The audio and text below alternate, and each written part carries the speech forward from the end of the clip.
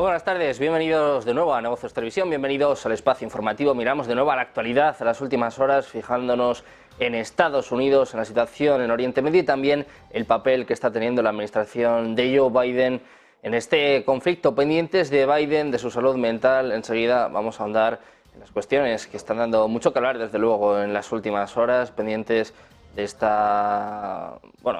problema que ha habido en Estados Unidos en torno a su salud. La respuesta de Biden, ya les adelantamos, bastante enojado, y también un nuevo error: ha confundido al presidente de México con el presidente de Egipto. Mirando a todo esto, por supuesto, miraremos a la entrevista que ha tenido lugar a Vladimir Putin por parte de Tucker Carlson. Les contaremos todos los detalles de la misma y además los últimos movimientos en este conflicto después de que Zaluzny, después de que el comandante en jefe del ejército ucraniano haya sido despedido. Pero empezamos mirando a Estados Unidos y Qatar, que están trabajando en un plan conjunto para expulsar a los líderes de Hamas de Doha. Es lo que informa el medio de noticias Al Arabiya, financiado por Arabia Saudí. No ha proporcionado más detalles y la afirmación de momento no ha sido corroborada por otras fuentes, pero el líder político de Hamas, Ismail Haniyeh, reside en Qatar, al igual que los altos funcionarios Musa Abu Marzouk y Khaled Masal. Además, miramos también a España, la cuarta jornada de protestas de los agricultores, que dejan cortes y retenciones en al menos 7 comunidades autónomas. Las movilizaciones dejan ya un balance de más de 2.000 denuncias por infracciones a la Ley de Seguridad Ciudadana y una veintena de detenidos. Las organizaciones agrarias tradicionales han convocado a manifestaciones en Bilbao, Badajoz, Zamora o Benavente. Por su parte, la recién formada plataforma 6F, que ha movilizado a los trabajadores del campo a través de las redes sociales, anunció este jueves concentraciones frente a las delegaciones del Gobierno a las 10 de la mañana, con escaso seguimiento hasta el momento. La secretaria general del PP, Cuca Gamarra, ha acusado al Gobierno de criminalizar y señalar a los agricultores. Se espera que suba la intensidad de las protestas este fin de semana, cuando algunos grupos, entre ellos 6F, quieren llegar a la capital con los tractores. Los movilizados reivindican principalmente precios justos para sus producciones, un mayor control de las importaciones de fuera de la Unión Europea y una reducción de la burocracia. Miramos también a Estados Unidos, miramos a su presidente Joe Biden. Durante unas declaraciones en directo desde la Casa Blanca realizadas en la noche del 8 de febrero, el presidente de Estados Unidos se ha esmerado en defender el buen estado de su memoria luego de que se pusiera en duda con un reporte sobre la retención de documentos clasificados en su casa de Delaware. Decía Biden: mi memoria está bien, mira lo que he hecho desde que me convertí en presidente. Así respondía a los cuestionamientos de algunos periodistas que cubrían su conferencia de prensa, citando el reporte judicial que tildaba su memoria como significativamente limitada. Sin embargo, unos minutos después, Biden ha cometido un error al confundir al presidente de Egipto, Abdel Fattah el-Sisi, con el de México, Andrés Manuel López Obrador, al hablar del paso de ayuda humanitaria para la Franja de Gaza a través del país africano.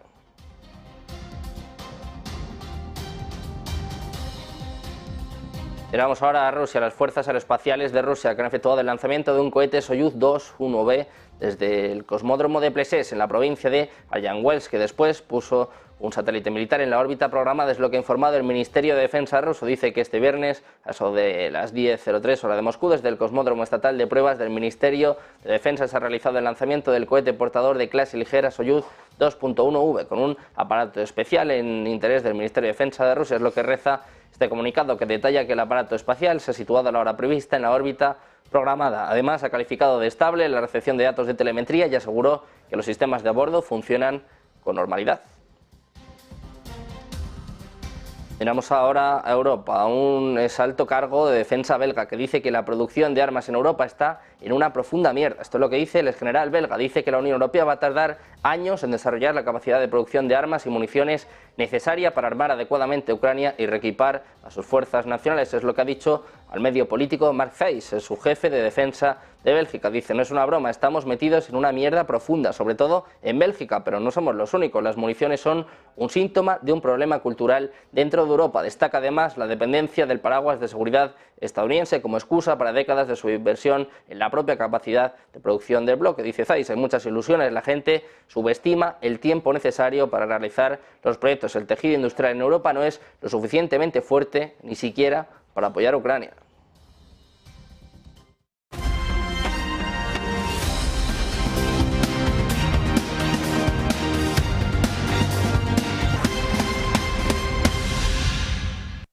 Bienvenidos de nuevo a Negocios Televisión, bienvenidos de nuevo al espacio informativo. Miramos a la actualidad, a las noticias de última hora y empezamos haciéndonos eco de una noticia de la red libanesa Al-Mayadeen, afiliada a Hezbollah, que ha informado de un ataque estadounidense y británico en las zonas de Al-Hatib y Al-Jaban, en el oeste de Yemen. Al-Mayadeen también informa de ataques adicionales en el área de Taif, en el sur del distrito de Judaida, en el oeste de Yemen. Miramos también a Estados Unidos, que ha anunciado hoy que ha destruido 4 buques no tripulados y 7 misiles crucero antibuques de los rebeldes hutíes proiraníes de Yemen, antes de ser lanzados contra barcos mercantiles sobre las fuerzas navales estadounidenses en el Mar Rojo. Es lo que apunta el mando central de Estados Unidos. En un comunicado en su cuenta en X, CENTCOM dijo que la destrucción de esos buques no tripulados y misiles hutíes tuvo lugar el 8 de febrero entre las 5 y las 9 en hora de Saná, en una acción, dicen, de autodefensa. Se trata, dicen, de 7 ataques de autodefensa contra 4 buques de superficie no tripulados hutíes y 7 misiles de crucero antibuque móviles que estaban preparados para lanzarse contra barcos en el Mar Rojo, es lo que rezaba este comunicado. Mientras tanto, Estados Unidos y Qatar están trabajando en un plan conjunto para expulsar a los líderes de Hamás de Doha, es lo que informa el medio de noticias Al Arabiya, financiado por Arabia Saudí. El medio no ha proporcionado más detalles y de momento no se ha podido corroborar, pero el líder político de Hamás, Ismail Haniyeh, reside en Qatar, al igual que los altos funcionarios Musa Abu Marzouk y Khaled Masal. Miramos de nuevo a Gaza, y es que hay varios países árabes que piden desde Riad un alto el fuego inmediato en la franja de Gaza. Los jefes de la diplomacia de Arabia Saudí, Egipto, Emiratos Árabes Unidos, Jordania y Qatar han mantenido este jueves un encuentro en la capital saudí, en Riad, con el secretario del Comité Ejecutivo de la Organización para la Liberación de Palestina, con Hussein al-Sheikh, en el que han pedido un alto el fuego inmediato ante la intención del ejército israelí de ampliar su lucha a la zona de Rafah, donde se encuentran la mitad de los residentes palestinos del enclave. En la misma línea se ha manifestado el secretario general de la ONU. Antonio Guterres destaca la labor de Estados Unidos a la hora de presionar a Israel en cuestiones humanitarias. El secretario general de la ONU ha destacado este jueves la labor de Estados Unidos presionando, dice, Israel en cuestiones humanitarias en el marco de su ofensiva contra la Franja de Gaza, contra el movimiento de resistencia islámica de Hamás. También un día más ha incidido, ha dicho que es necesario un alto el fuego inmediato en Gaza. Lo escuchamos. We need an immediate humanitarian ceasefire. We need it for the immediate. We need also the immediate and unconditional release of all hostages. And we need real, visible, concrete steps towards a two-state solution based on UN resolutions, international law, and previous agreements. Repeated bloody hostilities and decades of tensions and occupation have failed to provide a state for the Palestinians or security for Israelis. Y volvemos a mirar a Estados Unidos. Una fuerza que ha sido la columna vertebral de la campaña liderada por Estados Unidos contra el Estado Islámico afirma que se deberían desplegar defensas aéreas adicionales en el noreste de Siria, una medida que contemplan desde que 6 de sus combatientes murieran en un ataque con aviones no tripulados que atribuyó a facciones pro-Irán. Maslum Abdi, el comandante de las fuerzas democráticas sirias respaldadas por Estados Unidos, subraya que su fuerza consideraba un hecho peligroso que sus campamentos sean blanco de ataques con aviones no tripulados por parte de facciones respaldadas por Irán. Según las declaraciones de Abdi a Reuters, sugieren que los combatientes de la fuerza desplegados junto a las tropas estadounidenses para luchar contra los restos del Estado Islámico son cada vez más vulnerables a la creciente inestabilidad regional tras el ataque del 7 de octubre contra Israel por parte del grupo palestino de Hamás. Miramos ahora a España, miramos a la cuarta jornada de protestas de los agricultores que dejan cortes y retenciones en al menos 7 comunidades autónomas. Las movilizaciones dejan ya un balance de más de 2.000 denuncias por infracciones a la Ley de Seguridad Ciudadana y una veintena de detenidos. Las organizaciones agrarias tradicionales, es decir, Asaja, Coag y UPA, han convocado manifestaciones en Bilbao, Badajoz, Zamora o Benavente. Por su parte, la recién formada plataforma 6F, que ha movilizado a los trabajadores del campo a través de las redes sociales, anunció el jueves concentraciones frente a las delegaciones del Gobierno a eso de las 10 de la mañana. A priori, con escaso seguimiento, en concreto en Madrid, dicen que ni una persona y apenas un centenar en Valencia. La secretaria general del PP, Cuca Gamarra, ha acusado al Gobierno de criminalizar y señalar a los agricultores. Se espera que suba la intensidad de las protestas este fin de semana, cuando algunos grupos, entre ellos 6F, quieren llegar a la capital con los tractores. Los movilizados reivindican principalmente precios justos para sus producciones, un mayor control de las importaciones de fuera de la Unión Europea y una reducción de la burocracia.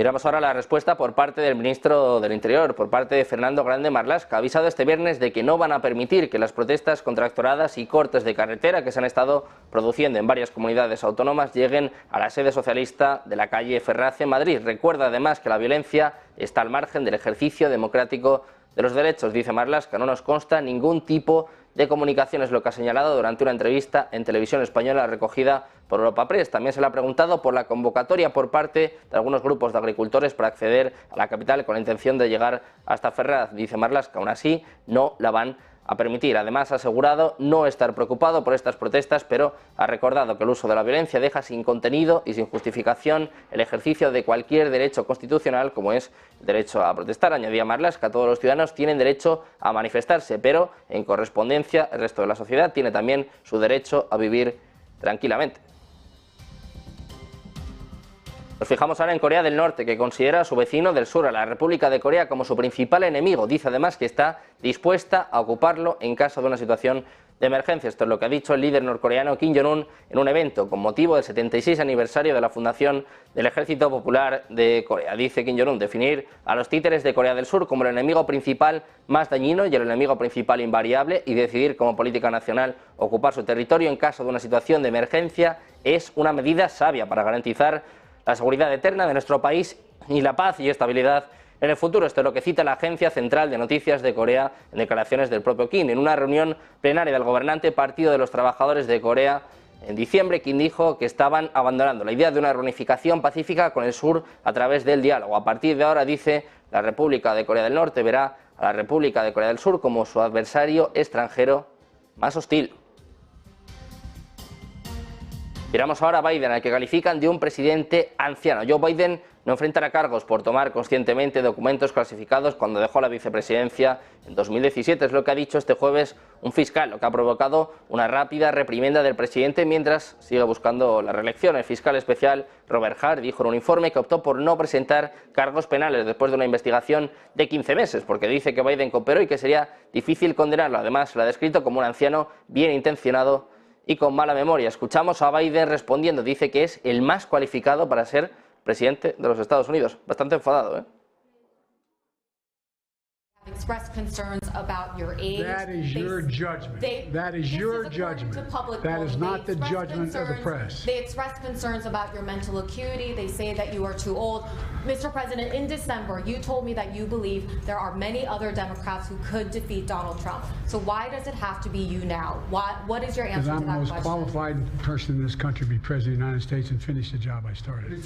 Seguimos mirando a Biden. Durante unas declaraciones en directo desde la Casa Blanca realizadas esta noche, el presidente de Estados Unidos se ha esmerado en defender, como veían, el buen estado de su memoria después de que se pusiera en duda tras un reporte sobre la retención de documentos clasificados en su casa de Delaware. Decía Biden, mi memoria está bien, mira lo que he hecho desde que me convertí en presidente. Así respondía a los cuestionamientos de algunos de los periodistas que cubrían su conferencia de prensa, citando el reporte judicial que, como les contábamos, tildó su memoria como significativamente limitada. Sin embargo, unos minutos después, Biden ha cometido un error al confundir al presidente de Egipto, al de Fatah al-Sisi, con el de México, Andrés Manuel López Obrador, al hablar del paso de ayuda humanitaria para la Franja de Gaza a través del país africano. Escuchamos a Biden. I'm of the view, as you know, that the conduct of the response in Gaza, in the Gaza Strip, has been over the top. I think that, as you know, initially the president of Mexico, Sisi, did not want to open up the gate to allow humanitarian material to get in. Pendientes de Biden, pendientes también de la ayuda de Estados Unidos a Ucrania, del conflicto en Ucrania y también de la entrevista de Tucker Carlson a Vladimir Putin. Hacemos una pausa, 2 minutos, y les contamos todo de vuelta en Negocios Televisión.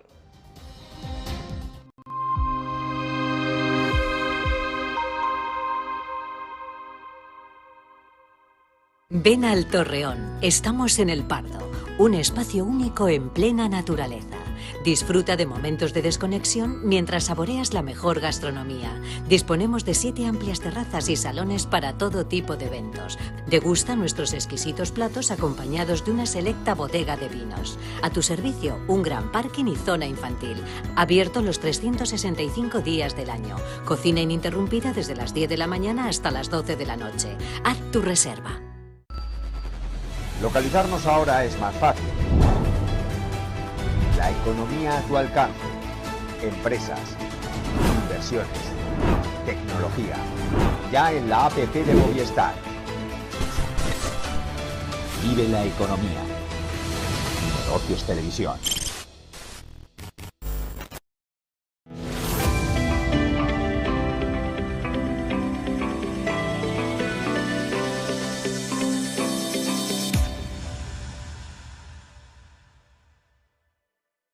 Hola, ¿qué tal? Muy buenas. Si estás viendo esta cadena es que te gusta estar bien informado y te gustan mucho los mercados financieros. Y lo más importante de todo, te gusta sacarle dinero al mercado.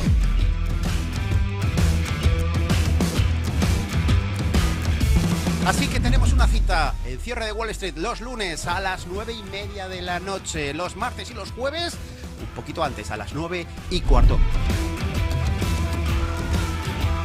Aquí estaremos en Negocios Televisión explicando, consultorio, explicando por qué tomo decisiones de compra, por qué vendo, todo lo relacionado con los mercados. Ese consultorio a vuestra disposición para ver cómo veo el mercado y un montón de novedades que iremos anunciando próximamente.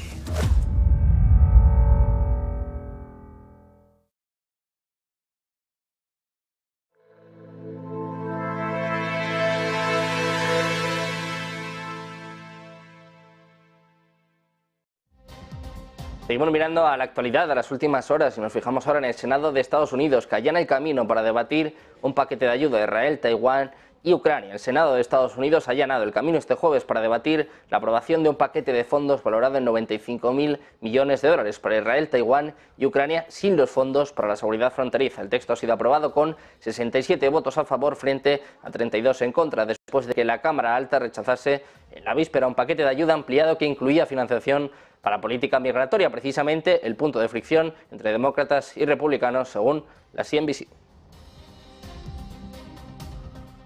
Miramos ahora al Partido Republicano. En solo 2 días ha bloqueado la ayuda militar a Ucrania. Primero ha votado contra ella, después ya ha acabado aprobando su trámite en el legislativo. Tan prodigioso cambio de rumbo, solo equiparable al de las bombas volantes GLSDB que Estados Unidos empezó a enviar a Kiev la semana pasada. Todo esto no obedece a ninguna sofisticada estrategia política, sino al caos y la guerra civil perpetua de ese partido, agravada ahora también por la interferencia constante de Donald Trump, el candidato oficioso a la Casa Blanca en noviembre. El Senado de Estados Unidos desbloquea de esta forma el trámite para reanudar la ayuda a Ucrania.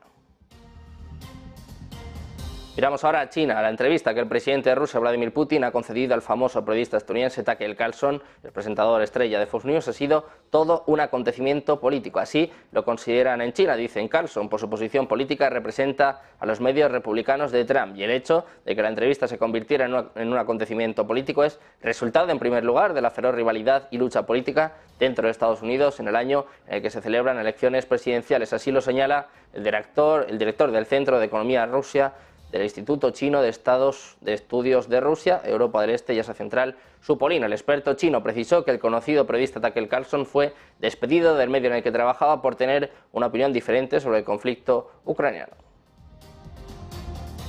Miramos ya precisamente a esta entrevista. Es que en las últimas horas el protagonismo absoluto es de Vladimir Putin, en la que ha sido su primera entrevista a un periodista de Occidente, Tucker Carlson, desde que se inició la guerra de Ucrania. La entrevista ha desatado la expectación mundial y uno de los mensajes más destacados es el de que el jefe del Kremlin no busca la invasión de Polonia o los países bálticos, una idea que ponía sobre la mesa después de que el que fuera periodista de la Fox le lanzara la idea de que si se plantearía llevar tropas a estos países. Es un escenario que rechaza cuando se cumplen 2 años desde que Putin emprendiera la operación especial sobre Ucrania, justo después de decir que no lo haría. Escuchamos a Putin, escuchamos también la pregunta por parte de Tucker Carlson. I think you're referring to is a Russian invasion of Poland, Latvia, expansionist behavior. Can you imagine a scenario where you sent Russian troops to Poland?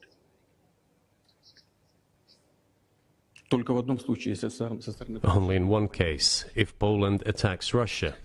Why? Because we have no interest in Poland, Latvia, or anywhere else. Why would we do that? We simply don't have any interest. It's just threat-mongering. Well, the argument, I know you know this, is that, well, he invaded Ukraine, he has territorial aims across the continent, and you're saying unequivocally you don't.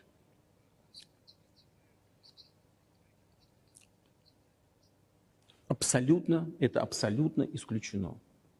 It is absolutely out of the question. You just don't have to be any kind of analyst. It goes against common sense to get involved in some kind of a global war. Глобальная война поставить на грань. And a global war will bring all humanity to the brink of destruction. It's obvious. There are certainly means of deterrence. They have been scaring everyone with us all along. Tomorrow Russia will use tactical nuclear weapons. Tomorrow Russia will use that. No, the day after tomorrow. So what? In order to extort additional money from US taxpayers and European taxpayers in the confrontation with Russia in the Ukrainian theater of war.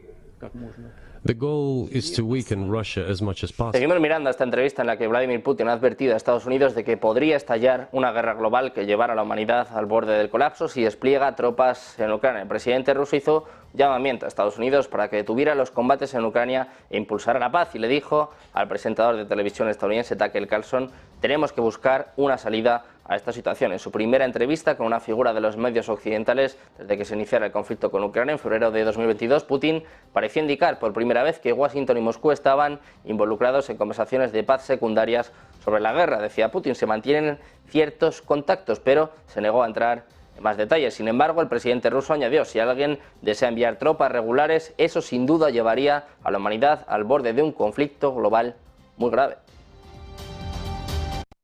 Miramos ahora precisamente a la cuestión de Ucrania. Durante las más de 2 horas de entrevista con Carlson, el presidente ruso ha reiterado la idea de que Ucrania no es un país y ha reafirmado los derechos de Moscú sobre la tierra ucraniana. Sobre cómo ve el final del conflicto, Putin no lo ve como una victoria militar, sino con un acuerdo con Occidente, y señalaba que acogería con satisfacción cualquier esfuerzo de Washington para discutir un acuerdo de paz para Ucrania. Sobre las próximas elecciones y en cuanto a lo que fue y podría suponer la vuelta de Trump a la Casa Blanca, Putin señalaba que el republicano supuso una ruptura y que si volviera a ganar, las líneas de comunicación se abrirían al instante. Además, subrayaba que con Trump no había guerra, mientras que ahora mismo no tienen ningún diálogo con el presidente Biden.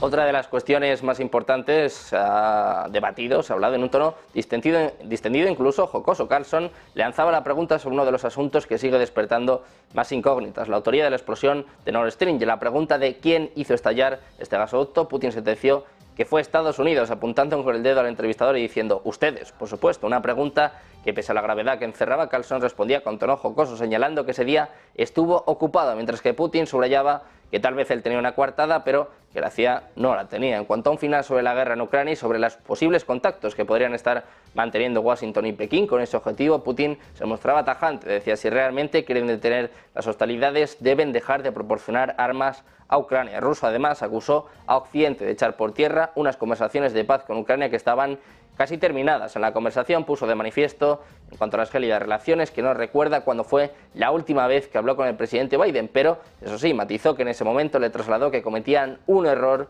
con su apoyo a Ucrania. Mientras tanto, miramos al ministro de Defensa ruso, que ha dicho que las fuerzas rusas están teniendo éxito en la mayoría de las zonas de combate en Ucrania. Además, ha pedido operaciones más profundas. Siguen los ataques. Rusia y Ucrania se lanzaron un total de 35 drones mutuamente este viernes de madrugada, es lo que informan los ejércitos de ambos países, que intentan alcanzar objetivos al otro lado de la línea del frente, según informa la agencia France Press. El Ministerio ruso de Defensa indicó que habían derribado 19 drones ucranianos en 4 regiones diferentes y en el Mar Negro. Además, por su parte, Ucrania afirma haber derribado 10 de los 16 drones lanzados por Moscú.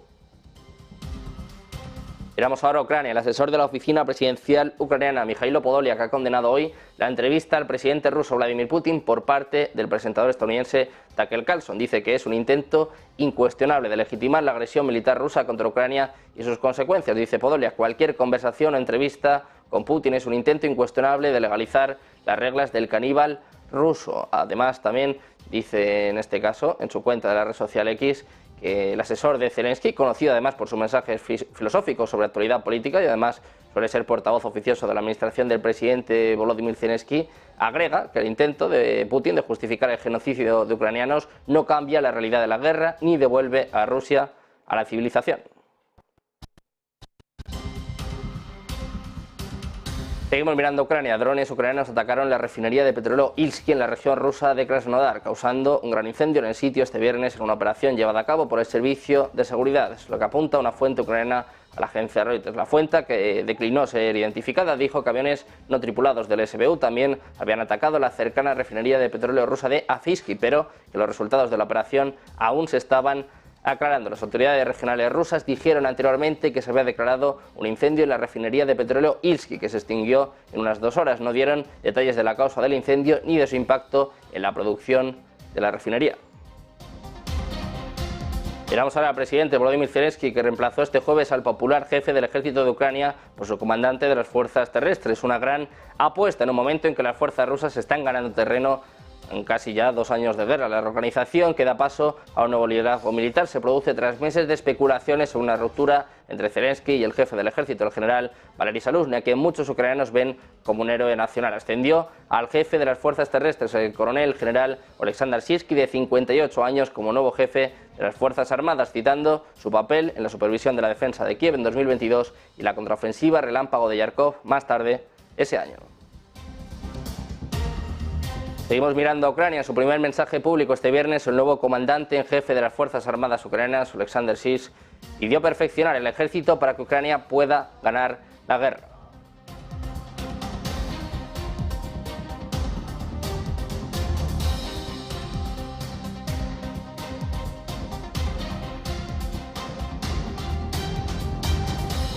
Decía que solo cambiando y perfeccionando continuamente los medios y métodos de guerra tendrán éxito. Es lo que ha escrito en Telegram antes de proclamar Juntos hacia la victoria. Hay nuevas tareas en la agenda, decía Kiss, que en primer lugar tenemos que planificar las acciones de todos los cuerpos de forma clara y detallada, teniendo en cuenta las necesidades de la línea de frente en cuanto a las últimas armas suministradas por los socios internacionales.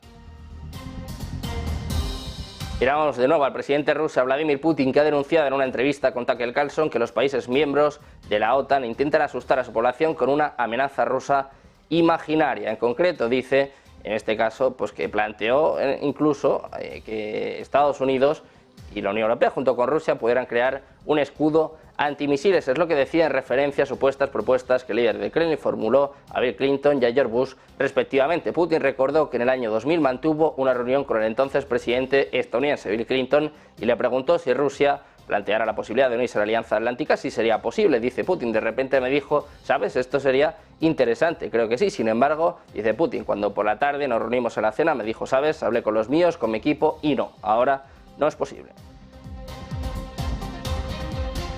Seguimos mirando a la OTAN y hablamos ahora del ministro de Defensa danés, que advierte que Rusia podría atacar a la OTAN en 3 a 5 años. Dice que Dinamarca debería acelerar sus inversiones militares después de que nueva información de inteligencia indique que Rusia se está rearmando más rápido de lo esperado y que podría atacar a un país de la OTAN de 3 a 5 años. Es lo que ha dicho este viernes el ministro de Defensa danés. En concreto, dice, la capacidad de Rusia para producir equipamiento militar ha aumentado enormemente. Es lo que dijo el ministro de Defensa, Troels Lund Poulsen, al periódico Jyllands-Posten. Además, añadió, no se puede descartar que dentro de un periodo de 3 a 5 años Rusia ponga a prueba el artículo 5 y la solidaridad de la OTAN. Dice, eso sí, que esa no fue la evaluación de la OTAN en 2023, pero que se trata de un nuevo conocimiento que está saliendo a la luz ahora. Miramos ahora a Europa. Es que la producción de armas en Europa está en una profunda mierda. Esto es lo que dice el exgeneral belga. Además apunta que la Unión Europea tardará años en desarrollar la capacidad de producción de armas y municiones necesaria para armar adecuadamente a Ucrania y reequipar sus fuerzas nacionales. Es lo que ha dicho Marzais, es su jefe de defensa bélgica, en una entrevista con el medio Político. Dice literalmente, no es una broma, estamos metidos en una mierda profunda, sobre todo en Bélgica, pero no somos los únicos. Dice que las municiones son un síntoma de un problema cultural dentro de Europa, destacando la dependencia del paraguas de seguridad estadounidense como excusa para décadas de subinversión en la propia capacidad de producción del bloque. Decía Zeiss, hay muchas ilusiones, la gente subestima el tiempo necesario para realizar los proyectos. El tejido industrial en Europa no es lo suficientemente fuerte, ni siquiera como para apoyar a Ucrania. Volvemos a mirar a Rusia. Es que las fuerzas aeroespaciales han efectuado el lanzamiento de un cohete Soyuz 2.1V desde el cosmódromo de Plesetsk, en la provincia de Aranjuez, que después puso un satélite militar en la órbita programada, es lo que ha informado el Ministerio de Defensa ruso. En un comunicado apuntan a que este viernes 9 de febrero, eso de las 10 hora de Moscú, desde el cosmódromo estatal de pruebas del Ministerio de Defensa se realizó el lanzamiento del cohete portador de clase ligera Soyuz 2.1V, con un aparato espacial en interés del Ministerio de Defensa de Rusia. El ente castrense detalló que el aparato especial se situó a la hora prevista en la órbita programada. Además, califica de estable la recepción de datos de telemetría y aseguró que los sistemas de a bordo funcionan con normalidad.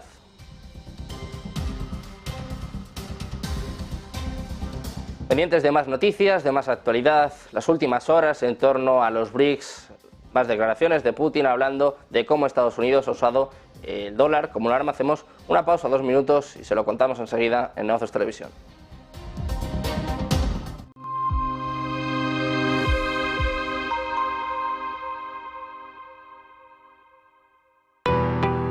¿Qué es Bitcoin? Hoy vamos a explicarles qué es exactamente Bitcoin, explicándoles los conceptos básicos para que entiendan esta criptomoneda de la que todo el mundo lleva años hablando. Esta explicación les servirá para saber también qué son exactamente las criptomonedas y cómo funcionan, para que puedan tener una noción un poco menos técnica de cómo funciona todo esto y a lo que nos referimos con cada término. Bitcoin es una criptomoneda o moneda virtual, concretamente la primera que fue desarrollada. Es la criptomoneda que le ha marcado el camino a todas las demás que llegaron después utilizando su tecnología. Esta tecnología es la cadena de bloques o tecnología blockchain, que también se utiliza para otras cosas. La primera de las criptomonedas fue creada por Satoshi Nakamoto, que es el seudónimo que corresponde a una persona que nadie sabe exactamente quién es, aunque sí que es cierto que ha habido muchas teorías. Esta persona publicó en 2009 un artículo en el que describía un sistema de pagos P2P al que llamó Bitcoin. Al cabo de unos meses, él mismo publicó la primera versión del software que permite gestionar la red de la moneda y que además empieza a interactuar con los primeros interesados en foros. La cantidad total de bitcoins que se emiten cada año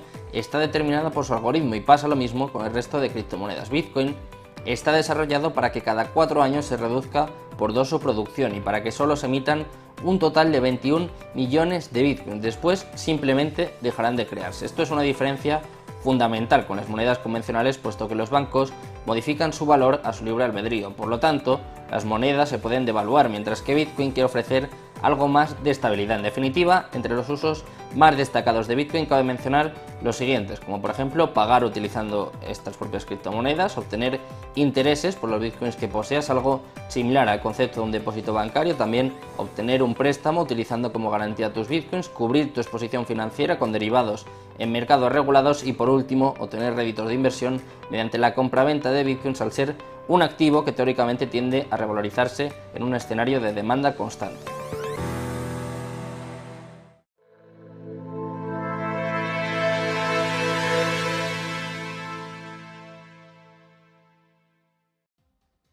Ya estamos de vuelta en Negocios Televisión, pendientes de la actualidad de las últimas horas, también de los datos económicos. Acabamos de conocer la revisión de la inflación, la revisión del IPC de diciembre de Estados Unidos. Una revisión ligera, ya les adelantamos, hasta el 0,2% frente al 0,3% anterior. Además, también se habla de que el IPC, quitando alimentos y energía de diciembre en Estados Unidos, no se ha revisado y se sitúa en el 0,3%. Estamos pendientes de este dato, esta revisión del IPC de Estados Unidos bastante ligera, sin muchos cambios por el momento. Pendientes de todo esto, miramos de nuevo a Estados Unidos. Ahora hablamos del dólar, que dice Putin que es la piedra angular de la supremacía estadounidense. Sin embargo, ojo, porque dice que la Casa Blanca está matando a esta moneda, está matando al dólar con sus propias manos. Es lo que dice el presidente ruso Vladimir Putin en la entrevista con Tucker Carlson. Como saben, se sentaron a hablar y entre otras cosas hablaron sobre los BRICS, el dólar y la geopolítica. El líder de los BRICS dijo que los países en desarrollo están utilizando el dólar para el comercio, pero que la Casa Blanca está atenuando el poder de la moneda. Putin explicó que las apremiantes sanciones de Estados Unidos a Rusia ayudaron a prosperar al yuan y también, en este caso, al rublo, y además subrayó que las sanciones unieron a los BRICS y otros países en desarrollo para comprender quién es el enemigo. Además, Putin elogió a la alianza de los BRICS por mantenerse unida y encabezar los motivos de desdolarización en todo el mundo. Dice Putin, el uso del dólar como herramienta de política exterior es uno de los mayores errores estratégicos realizados por la Casa Blanca. No importa cuántos dólares se impriman, se desembolsan rápidamente en todo el mundo. La inflación en Estados Unidos es mínima, lo cual es normal, dice, pero no dejarán de imprimir y la deuda es ahora de 34 billones de dólares. Sin embargo, el dólar es el arma principal para preservar su poder en todo el mundo. En la misma línea ha hablado Elon Musk, ha calificado de error y de error de cálculo la decisión de Estados Unidos de utilizar el dólar como arma y herramienta de presión. Ha expresado esta opinión en X, dice Elon Musk, nos excedimos al convertir el dólar en un arma, fue una decisión estúpida, es lo que ha escrito el empresario anteriormente. Como les contábamos, el propio Vladimir Putin en una entrevista con Tucker Carlson decía que utilizar el dólar en las luchas de política exterior es una estupidez y uno de los peores errores estratégicos de Estados Unidos. Miramos ahora a Argentina. Tras el fracaso este martes de su ley Omnibus, el mandatario Javier Milei, de gira en Israel, ha replicado en las últimas horas a más de 200 publicaciones en X y reaccionado con me gusta a otras tantas. En Instagram publicó una caricatura en la que se le ve como Terminator, que dice que hasta la vista baby, en referencia a la clase política tradicional, y un fragmento de relato bíblico del becerro de oro escrito en hebreo. Además, dice, y aconteció que cuando él llegó al campamento y vio el becerro y las danzas, ardió la ira de Moisés y arrojó las tablas de sus manos y las quebró al pie del monte. Esto es lo que se lee en el pasaje del libro del Éxodo compartido por Milei este miércoles. Horas antes de publicar ese texto, Milei había declarado en una entrevista al medio israelí Fuente Latina que él había tomado la decisión de regresar la ley a la comisión después de que los diputados rechazaran buena parte de las facultades delegadas que ésta comprendía y que además le habrían dado la opción de gobernar por decreto.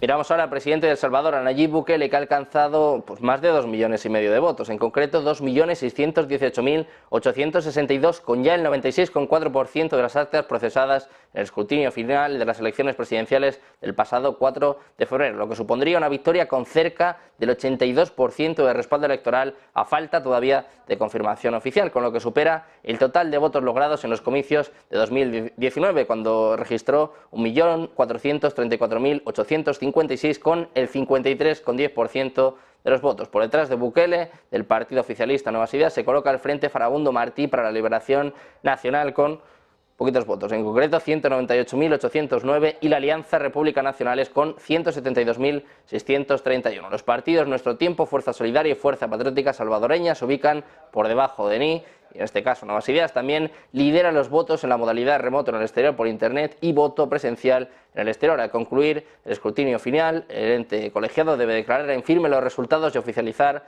al ganador de dichos comicios, adelantados por el propio presidente, por el propio Nayib Bukele, que se proclamó en la noche del domingo pasado vencedor con más del 85% de los votos. Prácticamente lo ha logrado, ha arrasado con el 82% de respaldo electoral en El Salvador. Hablamos ahora de la Comisión Federal de Comunicaciones en Estados Unidos, que concluye que las llamadas realizadas con voces generadas por inteligencia artificial son ilegales, una decisión que llega después de que una llamada automática falsa que imitaba al presidente Joe Biden intentara disuadir a la gente de votar por él en las elecciones primarias democráticas de New Hampshire. El fallo declarativo brinda a los fiscales generales estatales nuevas herramientas para perseguir a las entidades detrás de las llamadas automáticas. Según la presidenta de la FCC, Jessica Rosenworcel, los malos actores están utilizando voces generadas por inteligencia artificial en llamadas automáticas no solicitadas para extorsionar a familiares vulnerables, imitar a celebridades y desinformar a los votantes. Dice que están avisando a los estafadores detrás de estas llamadas automáticas. Miramos ahora a los mercados americanos, al S&P, que cerró con pocos cambios este jueves después de superar brevemente el hito de los 5.000 puntos por primera vez desde que se tiene registro. El índice de base amplia subió 0,06% para terminar en 4.997 puntos después de alcanzar un máximo de 5.000 al cierre. Las sólidas ganancias y el continuo aumento de las acciones tecnológicas de megacapitalización han impulsado el mercado en las últimas sesiones, pero el liderazgo concentrado en las favoritas de 2023 ha sido motivo de preocupación para algunos inversores que temen que pueda obstaculizar un repunte sostenible. Miramos también a los bonos del Tesoro, que caen a pesar de la fuerte demanda en la subasta de bonos a 30 años. Los precios de los bonos del gobierno estadounidense cayeron este jueves a pesar de la recepción positiva de la última gran venta de bonos del Departamento del Tesoro. El rendimiento del bono de referencia de 10 años, que aumenta cuando los precios caen, sumó 0,07 puntos porcentuales hasta el 4,17%. La venta por parte del Tesoro de 25.000 millones de dólares en nuevos bonos a 30 años, la mayor en 2 años, respondió a una fuerte demanda, lo que ayudó a calmar los temores de los inversores sobre las subastas más grandes de este trimestre. El rendimiento a 30 años cayó inmediatamente después de la subasta, antes de reanudar su tendencia alcista de más temprano en el día, y a media tarde subió 0,07 puntos porcentuales hasta el 4,37%. Los mercados bursátiles estaban tranquilos, con el S&P 500 a poca distancia, como os decíamos, incluso tocando el hito simbólico de los 5.000 puntos. El índice cambió entre ganancias y pérdidas menores, subiendo un 0,06%, cerrando con 4.997. Miramos ahora a los bancos centrales, al Banco Central Europeo, que probablemente reducirá las tasas de interés en 2024 a medida que el ritmo del aumento de precios se acerque al 2% el próximo año. Es lo que ha dicho el gobernador del Banco de Francia, François Villerat, que además dice que probablemente bajarán los tipos este año porque están haciendo progresos contra la inflación. Es lo que ha dicho este viernes el responsable de política económica en la televisión LCI. Dice Villerat: estamos saliendo de la emergencia de la lucha contra la inflación y estamos en el camino correcto para superar la enfermedad.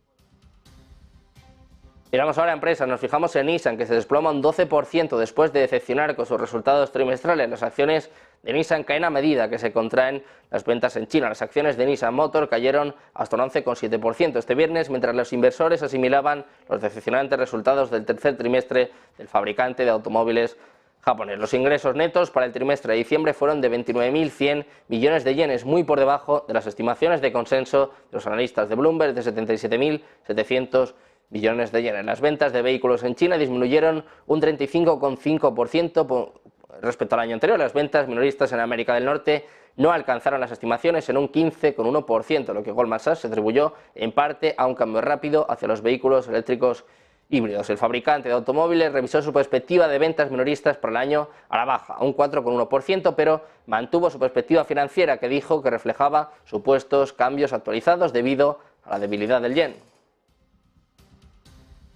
Miramos a más empresas, nos fijamos ahora en Ralph Lauren, que subió un 16,8%, su mayor ganancia en un día desde finales de 2020, a un máximo de 9 años, después de que las ganancias del minorista de lujo superaran las estimaciones de Wall Street, gracias al resurgimiento de la demanda en China, que compensó las débiles ventas en América del Norte. Miramos ahora los precios del cacao, que han subido a máximos históricos esta semana, a medida que las malas condiciones climáticas afectan los rendimientos de los cultivos en África Occidental, hogar de 3/4 partes de la producción mundial. Los precios de los futuros del cacao han subido más de $1.000 o casi un 40% desde principios de año, hasta alcanzar un máximo histórico intradiario de $5.874 por tonelada métrica. Este jueves, el fenómeno climático del Niño está provocando temperaturas más secas en África Occidental, perjudicando el rendimiento de los cultivos en Ghana y Costa de Marfil, los dos mayores productores de frijol. Pendientes de más noticias, de más actualidad, pendientes también del mercado cripto.